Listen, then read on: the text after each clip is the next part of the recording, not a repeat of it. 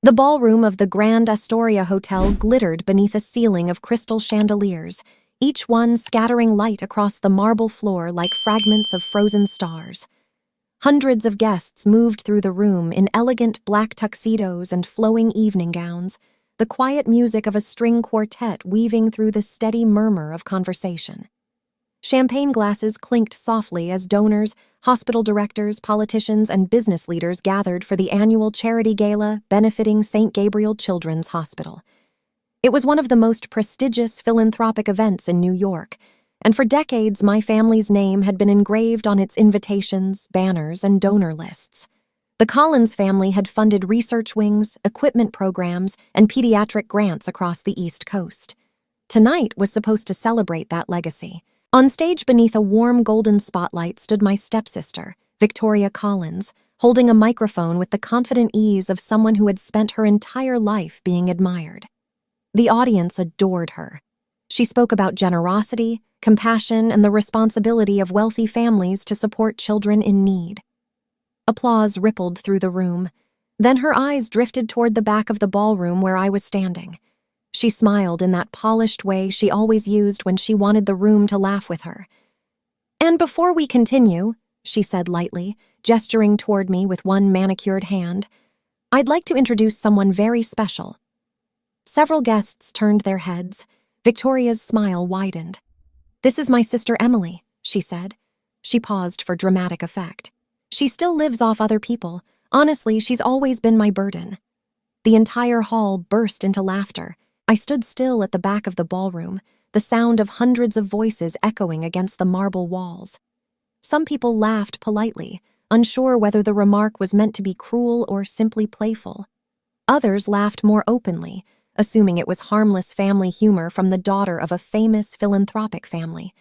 Dozens of strangers turned to look at me, trying to match the quiet woman in the corner with the joke they had just heard on stage. I didn't move. I didn't argue. I didn't walk out. Moments like that used to humiliate me once, but by now I understood something about public cruelty. The people laughing rarely understood the full story. They only reacted to the performance placed in front of them, and Victoria had always been very good at performing. From where I stood, I could see my father near one of the round tables in the center of the room. He didn't look surprised by what Victoria had said. In fact, he smiled faintly as if the remark were an amusing little moment meant to lighten the speech. Laura, his wife and Victoria's mother, lifted her champagne glass and leaned toward one of the hospital donors, whispering something that made them both chuckle. The Collins family knew exactly how to control a room: reputation, influence, philanthropy, charm. They had spent decades perfecting that image. To them, I was simply the awkward footnote that didn't quite fit the story. Victoria continued speaking, though her attention lingered on me for a moment longer than necessary. The crowd slowly settled again, their focus returning to the stage. The musicians resumed their quiet background music, and waiters in white jackets moved between tables carrying trays of sparkling wine. If anyone had asked the guests in that moment what they were witnessing, most of them would have said it was simply another elegant charity gala hosted by one of New York's most respected families. None of them realized that the evening had already begun to change, because before I could say a single word, a man stood up from the front row, Arthur Sinclair.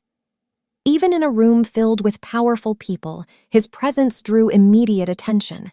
Sinclair was a technology billionaire, a major investor in medical innovation, and one of the most influential donors in the country. Conversations around him quieted as he stepped away from his table and began walking across the ballroom floor. The crowd parted instinctively to let him pass. Victoria hesitated mid-sentence on stage, clearly unsure why he was approaching the back of the room instead of the podium. Arthur stopped directly in front of me. Then, in full view of hundreds of stunned guests, he lowered his head slightly in a formal bow. "Good evening," he said calmly. "Chairwoman Haeys."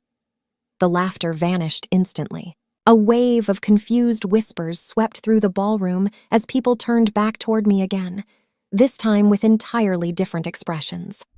Victoria's confident smile froze on her face.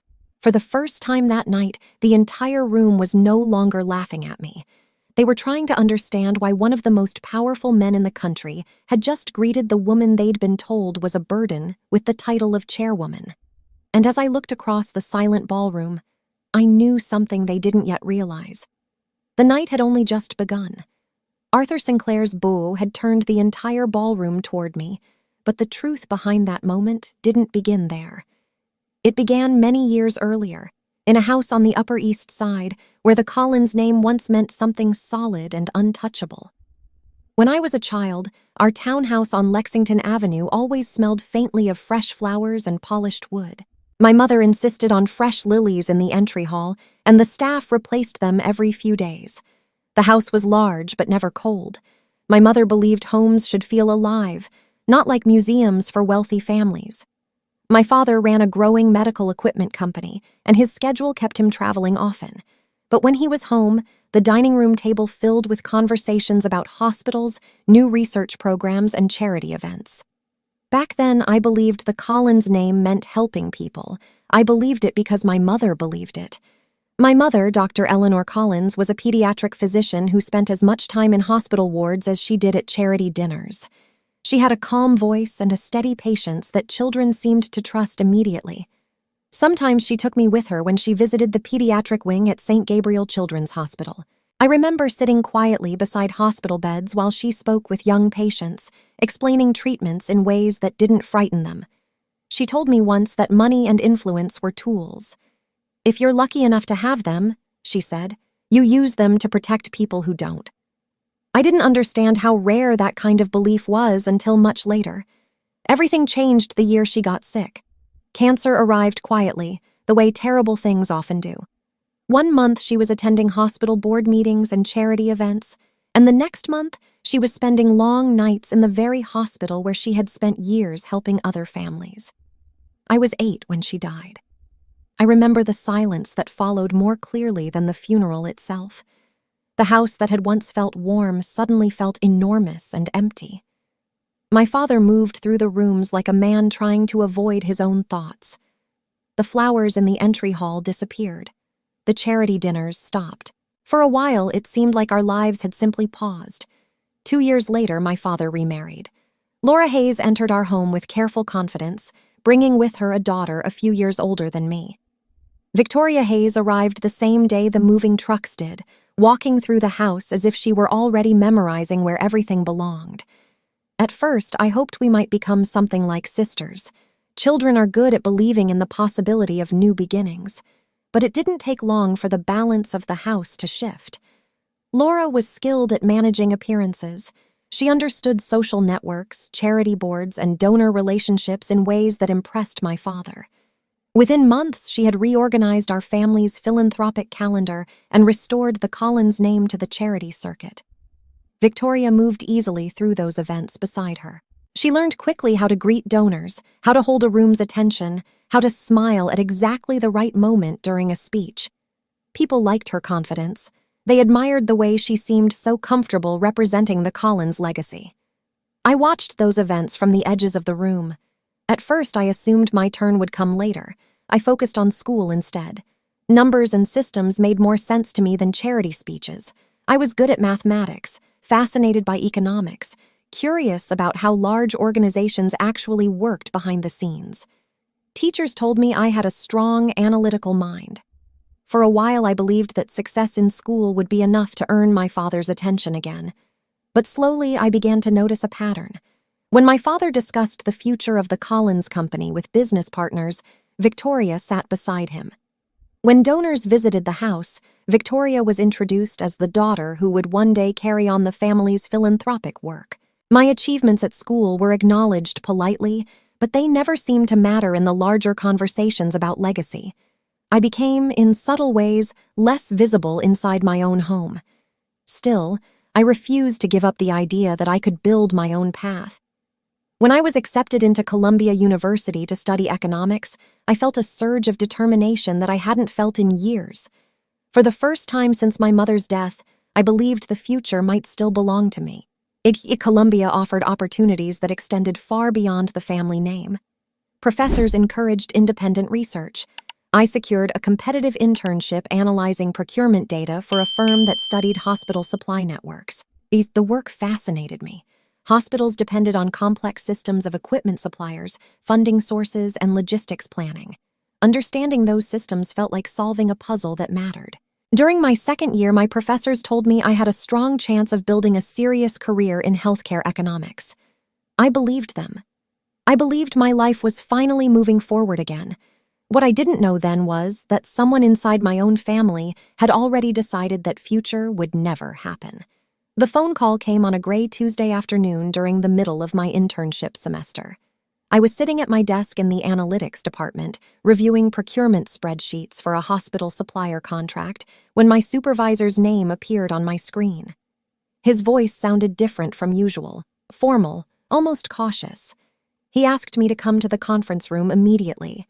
I assumed something was wrong with the data set I had submitted earlier that morning. I grabbed my notebook and walked down the hallway without any real concern. At that moment, I still believed the worst thing that could happen to me was making a mistake in a report. When I stepped into the conference room, 3 people were waiting. My supervisor, a compliance officer from the firm, and a senior manager I had only seen once before. The atmosphere in the room felt tense, the kind of quiet that makes every movement seem louder than usual. The compliance officer closed the door and asked me to sit down. Then she slid a printed document across the table. It was an internal report describing a breach of confidential procurement data. Several hospital supply contracts had been accessed through the company's internal system, and sensitive pricing information had been downloaded.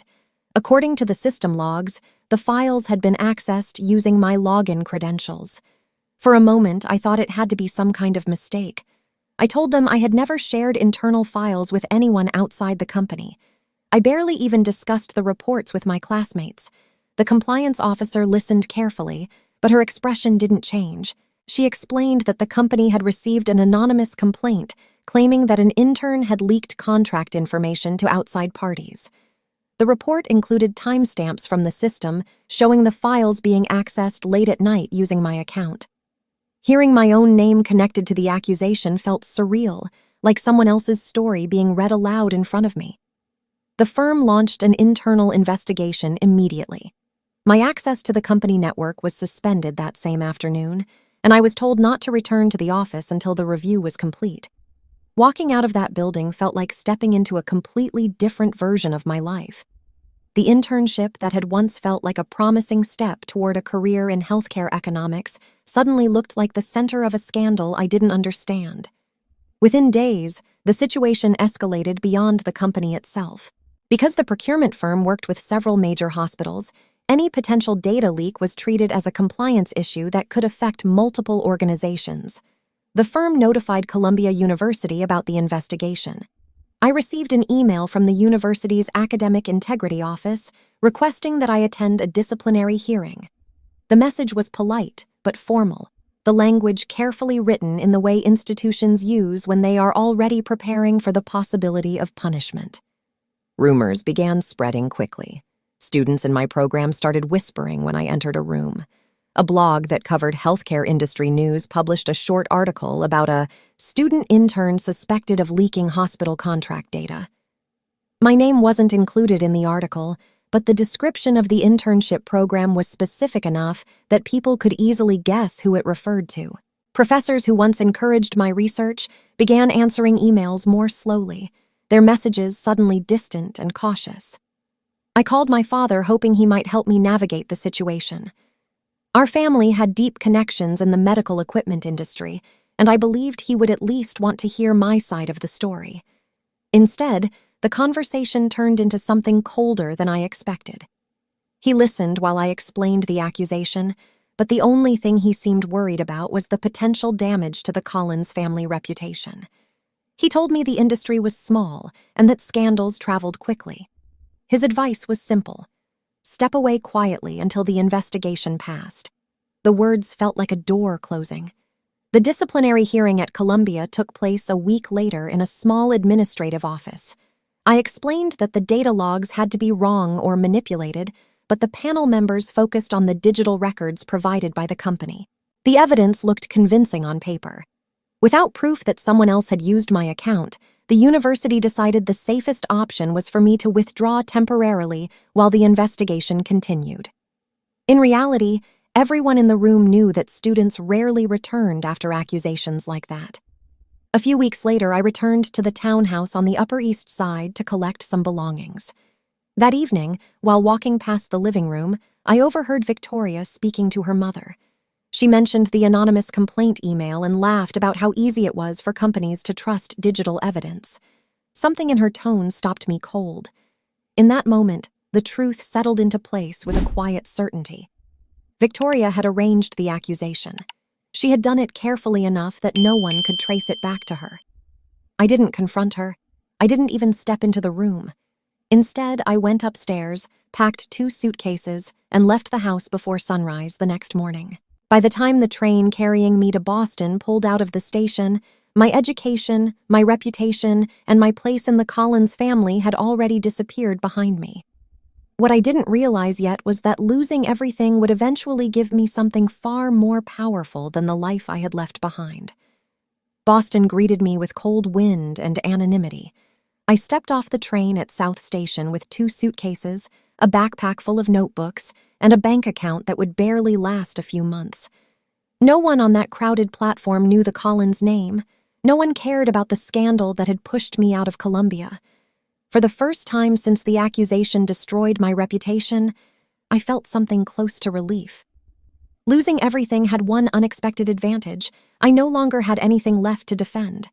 I rented a small studio apartment near Cambridge in an aging brick building whose hallway smelled faintly of old paint and radiator heat. The apartment had one narrow window that faced another building's blank wall. The kitchen consisted of a tiny counter and a stove that rattled every time it turned on. It was nothing like the townhouse I had grown up in, but the quiet suited me. There were no charity dinners, no business guests, no family expectations waiting behind the front door. Just a mattress, a desk, and enough space to start over. Finding work proved harder than I expected. Without a completed degree and with the internship scandal still hovering over my academic record, most companies rejected my applications before I even reached an interview. Weeks passed while my savings slowly shrank. Eventually, I accepted a position as a junior data assistant at a nonprofit research organization that studied hospital supply chains. The pay was modest, and the work mostly involved cleaning up spreadsheets, organizing procurement reports, and updating inventory databases. It wasn't glamorous, but the job gave me something more valuable than money. It gave me access to information. The nonprofit collaborated with hospital networks across the Northeast, helping them analyze supply shortages and logistical bottlenecks. Every day I handled data that tracked how medical equipment moved from manufacturers to hospital storage rooms and eventually into operating theaters. At first it was simply numbers on a screen, but over time the patterns behind those numbers began to reveal something larger. Hospitals didn't just rely on medical expertise to function. They depended on complicated systems of funding, contracts, distribution centers, and donor programs that few people ever saw. The deeper I studied the reports, the more inefficiencies I noticed. Supplies sometimes arrived weeks later than scheduled because funding approvals were delayed. Equipment grants from charities were occasionally misallocated due to poor oversight. In some cases, hospitals received donations they didn't urgently need, while other facilities struggled with shortages. It became clear that charitable funding and healthcare logistics were deeply connected, yet most organizations treated them as separate systems. That gap fascinated me. My evenings turned into study sessions. Without Columbia's classrooms, I built my own education. I enrolled in online courses about nonprofit financial management, healthcare administration, and supply chain modeling. My small apartment gradually filled with printed research papers, notebooks, and financial textbooks stacked along the walls. I worked during the day and studied late into the night, sometimes falling asleep at my desk while analyzing hospital procurement models.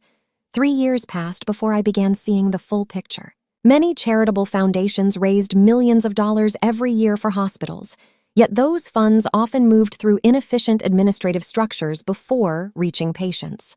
Donors believed they were helping children receive better care, but the systems distributing that money frequently lacked strategic oversight. The problem wasn't always corruption. Sometimes it was simply poor management. That realization became the foundation for a new idea. I registered a consulting firm called Meridian Health Strategies. At the beginning, it existed only as a legal document and a single laptop on my kitchen table. My goal was simple: help healthcare nonprofits and hospital foundations manage both funding and supply logistics in a coordinated system. If charitable money could be aligned with real operational needs, hospitals could reduce waste and deliver care more efficiently. The first clients were small nonprofit clinics that couldn't afford large consulting firms. I worked alone, reviewing their funding structures and proposing adjustments that improved supply distribution. The results were modest, but measurable. Word spread quietly among administrators who cared more about practical solutions than prestige. Within 2 years, I had enough contracts to rent a desk in a shared workspace and hire a part-time analyst. Despite Meridian's growth, I made one deliberate decision. I kept my identity hidden. Official records listed Meridian's leadership through legal representatives rather than my name. Clients communicated through my team instead of meeting me directly. Part of that secrecy came from caution. The Collins name still carried influence in the healthcare industry, and I had no interest in reconnecting my work to the family that had abandoned me. More importantly, I wanted Meridian to succeed because the system worked, not because of any reputation attached to its founder. For the first time since leaving New York, I felt something that resembled stability. The company was small but respected within certain nonprofit circles. My life in Boston had become routine: data analysis, strategy reports, quiet evenings of research. I believed I had finally escaped the shadow of the Collins family. Then one afternoon, my phone rang with a number from New York I didn't recognize. The woman on the line introduced herself as Margaret Lawson, an estate attorney. She said she was calling about my mother. At first, I thought she must have the wrong person. My mother had been dead for more than 20 years. But as the attorney continued speaking, I realized the past I believed I had left behind was about to return in a way I never expected. Margaret Lawson's voice was calm and precise over the phone, the kind of tone lawyers use when discussing matters that carry weight. She explained that she represented an estate connected to my mother and that the matter required my presence in New York. At first, I thought it might involve some forgotten legal document or administrative form connected to my childhood. My mother had died more than 20 years earlier, and I couldn't imagine what unfinished business could still exist after so much time. But something in the attorney's tone suggested this was not a routine matter. 2 days later, I found myself sitting across from her in a quiet conference room overlooking Midtown Manhattan. Margaret Lawson placed a thick folder on the table between us and began explaining a story I had never heard before. Months before her death, my mother had established a charitable trust called the Collins Medical Foundation. The foundation's purpose was to support pediatric hospitals, fund research into childhood illnesses, and provide medical equipment grants to underserved healthcare programs. The organization had operated quietly for decades, managed by an independent board rather than by members of the Collins family. Careful investment strategies and additional philanthropic contributions had grown the foundation's assets to more than $1 billion. Listening to the numbers felt surreal. I had spent years rebuilding my life with a small consulting firm, while a massive philanthropic institution connected to my mother had existed completely outside my awareness. Margaret explained that my mother had taken extraordinary precautions when creating the foundation. The charter included strict governance rules that prevented any member of the Collins family from directly controlling its finances. The Board of Trustees managed the organization independently, ensuring that its funds could not be diverted into private businesses or family ventures. My mother had apparently feared that after her death, the family's priorities might change. The structure she designed made it impossible for the foundation's assets to be absorbed into corporate or personal accounts. Then Margaret opened the folder and slid a document toward me. The foundation's charter included a succession clause naming me as the future chairwoman. However, the position could only transfer to me once I reached the age of 30. Until that time, the independent board would oversee all operations. According to Margaret's records, I had reached the required age only weeks earlier. That was why she had contacted me. The board was ready to formally recognize the succession clause if I chose to accept the role. I stared at the document for several seconds before speaking. My entire adult life had been shaped by the belief that my family had erased me from their legacy. Now I was learning that my mother had left behind something far larger than the townhouse or the Collins Company reputation. She had left a structure designed to protect the kind of work she believed in most. When Margaret asked whether I wished to assume the chairwoman position, I said yes, without hesitation. The first board meeting I attended took place in a modest office building near Central Park. The board consisted of physicians, nonprofit leaders, financial advisors, and philanthropic donors who had spent years guiding the foundation's work. Among them was Arthur Sinclair, whose technology investments had funded several medical innovation programs. At first, the board members treated me cautiously. They knew my family name but little about the life I had built since leaving New York. Over several meetings, that hesitation began to fade as we discussed healthcare logistics, nonprofit funding strategies, and hospital procurement systems. My experience with Meridian Health Strategies gave me a practical perspective on how charitable funding actually moved through healthcare institutions. While reviewing financial reports from past years, I began noticing small inconsistencies. Several charity galas connected to the Collins family had raised significant donations intended for pediatric programs. Yet the amounts transferred to the foundation's accounts were often lower than expected. At first, the discrepancies seemed minor, the kind that could result from delayed accounting or administrative fees. But the pattern appeared repeatedly across multiple events. Curious, I requested access to additional financial records. As the documents accumulated, the inconsistencies became harder to ignore. Funds raised at charity events were sometimes routed through intermediary companies before reaching the foundation. Some of those companies were connected to suppliers associated with my father's medical equipment business. In other cases, the transaction approvals carried electronic signatures tied to Victoria Collins. I didn't jump to conclusions immediately. Instead, I requested a comprehensive audit conducted by an independent forensic accounting firm. The audit took several months to complete. When the investigators finally presented their findings, the picture was impossible to dismiss. Significant amounts of money from charitable fundraising events had been diverted through a network of shell companies before partially returning to legitimate nonprofit accounts. The transactions created the appearance that the full donations had been delivered, while quietly redirecting portions of the funds elsewhere. The companies benefiting from those transfers were connected to corporate structures linked to my father's business network.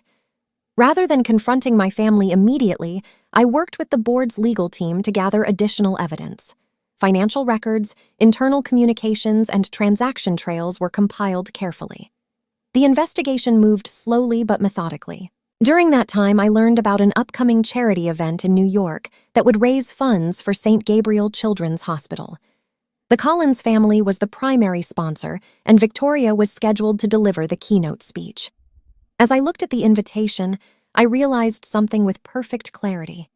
The same stage where my family celebrated their reputation would soon become the place where the truth could no longer be hidden.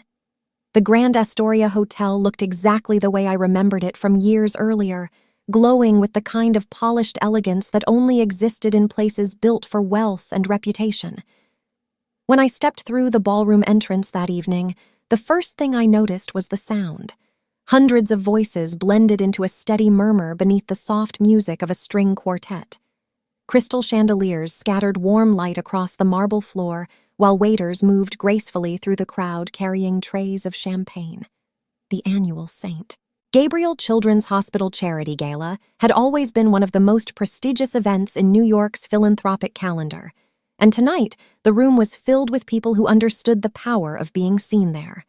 Hospital directors spoke with medical executives, political donors greeted nonprofit leaders, and photographers quietly documented the evening for charity magazines. For most of the guests, it was a celebration of generosity and influence.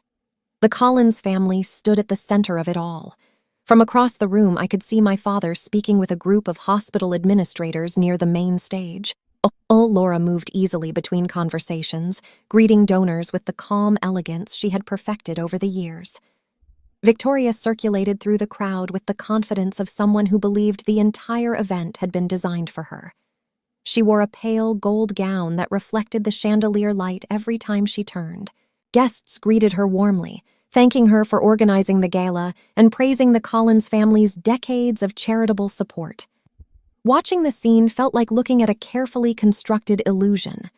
Much of the philanthropic reputation Victoria enjoyed had originally been built by my mother long before she arrived in our lives.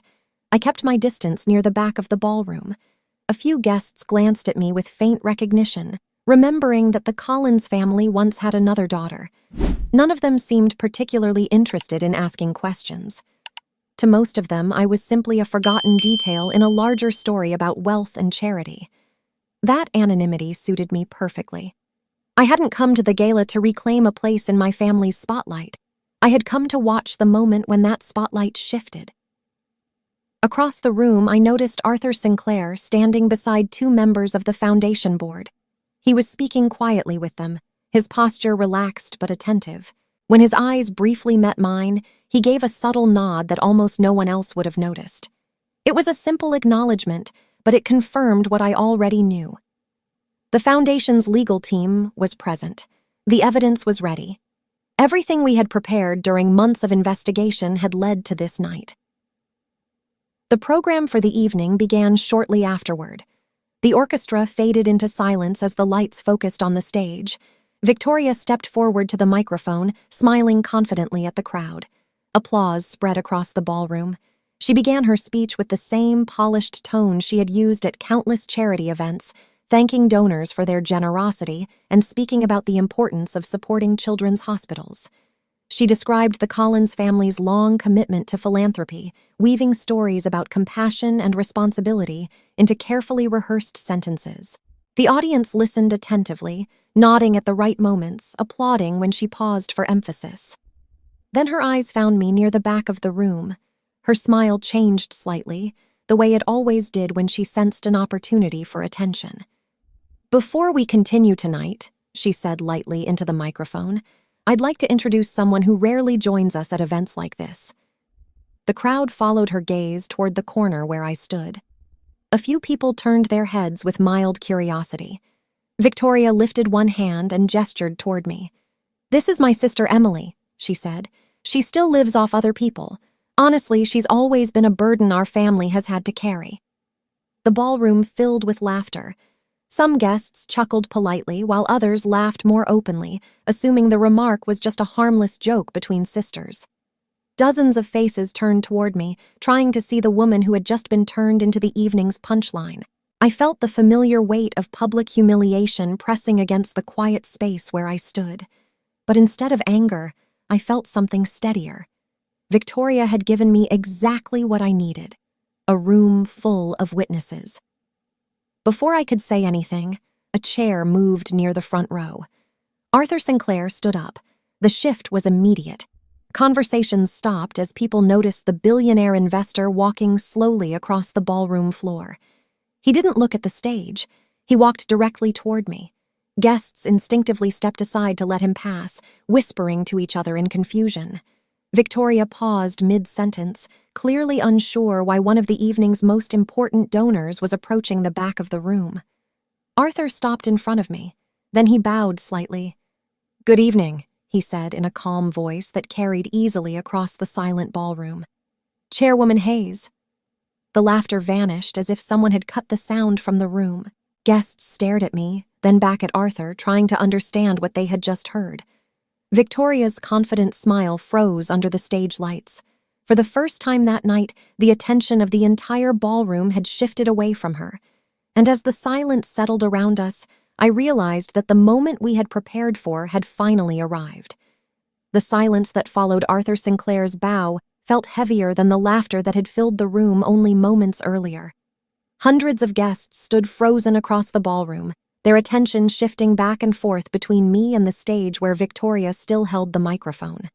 The expression on her face had changed completely. The confident amusement she wore while introducing me as a burden had vanished, replaced by confusion that was quickly turning into something closer to alarm. I could feel the weight of every gaze in the room as Arthur stepped aside and gestured lightly toward the stage. I walked forward through the crowd, the sound of my footsteps echoing softly across the marble floor. Conversations whispered around me as people tried to piece together what they had just witnessed. Arthur Sinclair, one of the most influential investors in the country, had bowed to the woman Victoria had mocked. Whatever explanation they expected, it was already far more complicated than a simple family joke. When I reached the stage, Victoria attempted to recover control. She forced a quick laugh and leaned toward the microphone. "I'm sure there's been some kind of misunderstanding," she said, glancing toward Arthur with a tight smile. "Mr. Sinclair must have mistaken my sister for someone else." Her voice sounded slightly strained despite her attempt at composure. I stepped up beside her and took the microphone from its stand. "My name is Emily Collins," I said, my voice steady enough to carry through the silent ballroom. "And I currently serve as the chairwoman of the Collins Medical Foundation." The murmurs that spread through the room sounded like a wave moving across the crowd. The title carried weight in the philanthropic world, even among guests who had only heard the name in passing. Arthur remained beside the stage, while two additional people stepped forward from the side of the room. One was a senior attorney representing the foundation. The other was a forensic accountant who had spent months reviewing financial records connected to the organization. The attorney addressed the audience first, explaining calmly that the foundation had recently completed an independent audit of its financial activities. The purpose of the announcement, she said, was to clarify several irregularities discovered during the review. Behind us, the large presentation screen that normally displayed charity statistics flickered to life. Rows of financial records appeared across the display. Donation totals, transfer dates, and company names connected to the transactions. The forensic accountant began explaining what the documents revealed. Over several years, charity events organized under the Collins name, including the gala we were standing in, had raised substantial donations intended for pediatric hospital programs. However, a portion of those funds had not been transferred directly to the foundation as expected. Instead, the money had moved through intermediary companies before reaching nonprofit accounts. The screen displayed transaction trails linking those companies to corporate entities associated with my father's medical equipment business. Additional records showed digital authorization signatures attached to several of the transfers. Those signatures were registered under Victoria Collins. The shift in the room was immediate. Guests who had been laughing minutes earlier now stared at the screen with disbelief. Some leaned toward each other, whispering quietly. Others began pulling out their phones to record the presentation. Victoria stepped forward suddenly, her voice sharp. "This is ridiculous," she said. "These are normal business transactions. Emily is twisting financial records into a personal attack." Before she could continue, the foundation's attorney spoke again. "The evidence had already been submitted to federal investigators," she explained. "The board had a legal obligation to disclose the findings once the audit confirmed the irregularities. The documents had been forwarded to the U.S. Attorney's Office for formal review." My father moved quickly through the crowd toward the stage. His expression was tight with anger. "This presentation ends now," he said firmly. "You're destroying your own family with this spectacle." Arthur Sinclair stepped forward before I could respond. He took the microphone with the calm authority of someone accustomed to being heard. He explained that the Collins Medical Foundation existed to protect the charitable work originally envisioned by my mother. The board's responsibility was to ensure that donations intended for children's hospitals were used ethically and transparently. The financial evidence presented that evening suggested potential violations involving charitable fraud and financial misconduct. For that reason, the board had cooperated fully with federal investigators. A ripple of shock moved through the room as the implications became clear. The gala that had begun as a celebration of philanthropy was now the center of a financial scandal unfolding in front of hundreds of witnesses. I stepped forward again and addressed the audience. "This foundation was created to help children who need medical care," I said, "not to support private businesses. Protecting that mission is my responsibility." Behind me, the financial documents continued glowing on the screen. Victoria stood motionless beside them, her earlier confidence completely gone. The same stage where she had mocked me minutes earlier had become the place where the Collins family reputation began to collapse. And as the whispers spread through the ballroom, I knew the consequences of that moment were only just beginning. The fallout from the gala began before the night had even ended. By the time I left the Grand Astoria Hotel, several guests were already speaking quietly with journalists waiting outside. Word travels fast in rooms filled with powerful people, and that ballroom had contained hundreds of witnesses. Within 48 hours, the story appeared across financial news sites, medical industry publications, and local New York papers. Headlines described the charity gala confrontation, the audit conducted by the Collins Medical Foundation, and the allegations that funds raised for children's hospitals had been redirected through corporate accounts. Photographs from the event circulated online.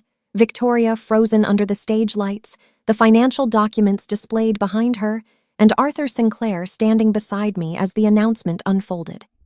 Investigators moved quickly after the evidence became public.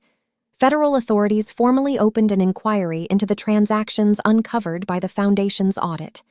Several weeks later, Victoria Collins was charged with financial crimes connected to the misuse of charitable funds. The charges included charitable fraud and money laundering through intermediary companies. Her legal team attempted to argue that the transactions were legitimate business operations tied to equipment supply agreements, but the documentation told a different story. Emails, financial approvals, and transfer records showed that the money had moved through shell companies before partially returning to nonprofit accounts. The system had been designed to make the donations appear intact, while quietly diverting a portion elsewhere. My father was not charged immediately, but the damage to his reputation was immediate. He resigned from multiple advisory boards connected to hospital procurement programs while the investigation continued. Corporate partners began distancing themselves from the Collins Equipment Company, unwilling to be associated with a scandal involving charitable funds. For decades, the Collins name had symbolized philanthropy and influence in medical circles. Now it appeared in headlines next to the word investigation. The reaction from the philanthropic community was more complicated than I expected. Some donors were furious that contributions intended for pediatric hospitals might have been mishandled. Others expressed support for the Foundation's decision to expose the irregularities publicly. Several hospital administrators told reporters that transparency was the only way to protect charitable systems from abuse. In an unexpected way, the Foundation's reputation strengthened after the crisis. People trusted organizations that were willing to reveal uncomfortable truths rather than hide them. 3 months after the gala, I stood behind a podium at a press conference organized by the Collins Medical Foundation.